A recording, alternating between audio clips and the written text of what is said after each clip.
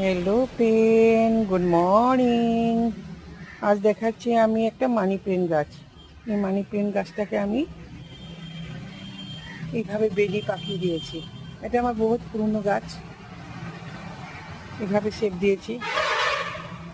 গাছটা অনেকটা লম্বা হয়ে গেছে, এত লম্বা করার ইচ্ছে ছিল না যদিও, তো লম্বা হয়ে গেছে, এটাকে কেটে দেবো পরে। গাছটা অনেক দিন খুব সুন্দর থাকে,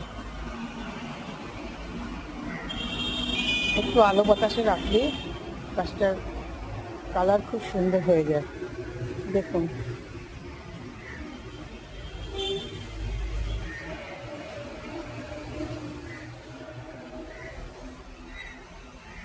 এটা বাড়ির ভিতরে থাকলেই খুব সুন্দর লাগে। বাড়ির ভিতরেও রাখা যায়, খুব একটা যত্ন লাগে না, মাটির উপরেই গাছটা হয়ে যায়। এটাকে কোনো কেমিক্যাল বা